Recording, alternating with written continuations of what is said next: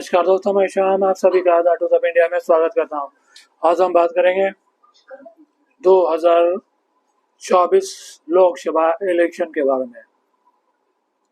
102 Lok Sabha seat पर चुनाव हो चुकी है पहले चरण में, और एक सीट पर एनडीए बीजेपी सूरत में जीत हासिल कर चुकी है,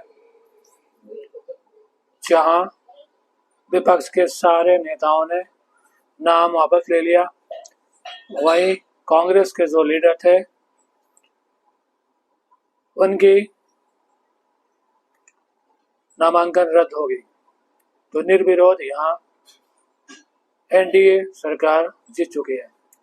अब की बार 400 पार का नारा लेकर प्रधानमंत्री नरेंद्र मोदी जी ने बिहार के जमुई से लोकसभा इलेक्शन की विजय यात्रा की शुरुआत की। वो बिना इलेक्शन लड़े एक सीट अभी तक जीत चुके हैं, बाकी 400 भी आ जाएगी। विपक्ष सोशल मीडिया न्यूज चैनल्स पे ईवीएम के मुद्दा उठा रही है। एनडीए गठबंधन के इलेक्शन मैनिफेस्टो ही उनके हार का कारण है और उनकी चुनावी रणनीति वही पुरानी 76 साल राजनीतिक style, divide and rule, free की राजनीति, सनातन विरोध। इससे वो इलेक्शन जीतना चाहते हैं, जो अब संभव नहीं है, क्योंकि ये मोदी की न्यू इंडिया है। और अब कांग्रेस ने अपने ही पैर पे कुल्हाड़ी मार ली है, जहां उन्होंने अपने इलेक्शन मैनिफेस्टो में गरीबी खत्म करने की बात कही है, जहां वो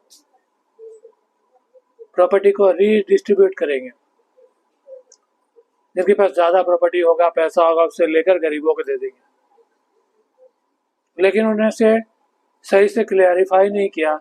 लेकिन आज कांग्रेस के यूएस के स्पोक्सपर्सन सैम पित्रोदा ने ये कंफर्म कर दिया और एक तरह से विपक्ष को बैकफुट फैला दिया कि अमेरिका में इनहेरिएंट टैक्स लगता है, पैट्रिक टैक्स, जिसमें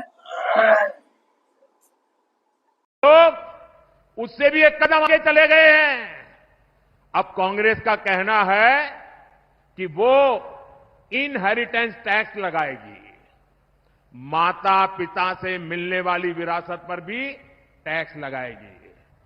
आप जो अपनी मेहनत से संपत्ति जुटाते हैं, वो आपके बच्चों को नहीं मिलेगी, बल्कि कांग्रेस सरकार का पंजा उसे भी आपसे छीन लेगा।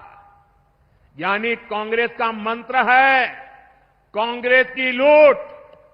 कांग्रेस का मंत्र है कांग्रेस की लूट, जिंदगी के साथ भी और जिंदगी के बाद भी। यूएस की इनहेरिएंट टैक्स, जिसे आप विरासत टैक्स भी कह सकते हैं, जिसमें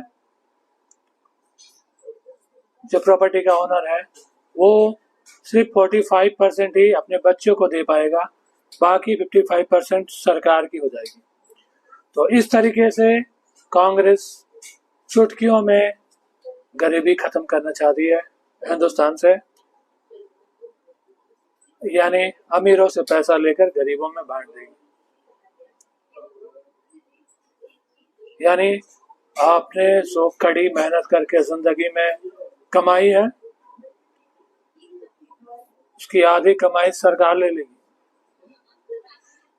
वहीं कांग्रेस ने यह भी वादा किया है 1 लाख रुपया सालाना दिया जाएगा महिलाओं को। हिंदुस्तान की आबादी लगभग 142 करोड़ है, महिलाओं की आबादी भी लगभग आधी ही कह सकते हैं। तो लगभग 70 से 80 करोड़ महिलाएं हैं। हर महीने, हर साल 1 लाख रुपए तो देना संभव ही नहीं है। इकोनॉमिक खत्म हो जाएगी। पिछले चुनाव में भी 70,000 देने का वादा किया था, लेकिन जनता ने नकार दिया।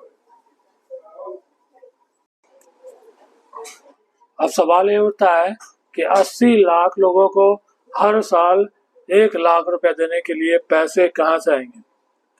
कांग्रेस के पास, क्योंकि अब उनके पास इलेक्शन लड़ने के लिए पैसे नहीं है। जनता से उन्होंने डोनेशन की डिमांड की है। अब पैसा आएगा कहां से? हिंदुस्तान वर्ल्ड की 5th इकोनॉमी है और 8 ट्रिलियन इकोनॉमी है। 8 ट्रिलियन विदेशी मुद्रा के भंडार है हमारे पास। तो इसी पैसे को बांट दिया जाएगा, फिर हिंदुस्तान पाकिस्तान बना जाएगा और 250 रुपए किलो आटा जनता को खानी पड़ेगी, जो कि 2014 से पहले भी यही था। लगभग इकोनॉमिक शटडाउन हो गई थी, गोला बारूद खत्म हो चुका था, खरबों की ऑयल ड्यूज है, वर्ल्ड बैंक के लोन थे, लगभग हिंदुस्तान बर्बाद था। SBI, PNB लगभग डूब चुके थे, लेकिन मोदी सरकार की बेहतरीन नीतियों की वजह से हिंदुस्तान आज फिर अपने पैरों पे खड़ा हो गया। वर्ल्ड की 5th इकोनॉमी बन गई है, जो विपक्ष नहीं चाहती है। इसीलिए इस बार जनता फिर से मोदी सरकार को ही वोट करेगी, अब की बार 400 पार। अब हम बात करेंगे EVM हैक प्रोपेगेंडा के बारे में, जो विपक्ष सोशल मीडिया न्यूज चैनल पे बार बार कह रही है। सुप्रीम कोर्ट में केस भी चल रहा है, जहां सुप्रीम कोर्ट ने विपक्ष को जवाब दिया EVM की सच्चाई के बारे में।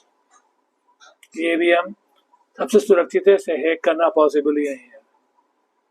EVM हैक होती तो कांग्रेस कभी सत्ता से बाहर नहीं जाती।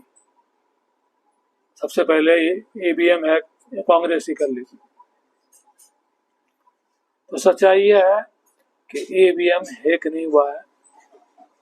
हमारे प्रधानमंत्री नरेंद्र मोदी जी ने 142 करोड़ जनता का दिल हैक कर लिया है अपने नीतियों से और अपनी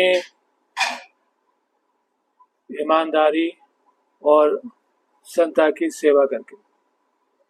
make in India, digital India, स्वच्छ भारत अभियान, नया संसद भवन, G20, चंद्रयान 3, 370, 3 तलाक हटाना जैसे फैसले लेकर GST, नोटबंदी, भ्रष्टाचार को खत्म कर दिया। यही वजह है कि अब की बार 400 पार फिर से मोदी सरकार। Thank you so much.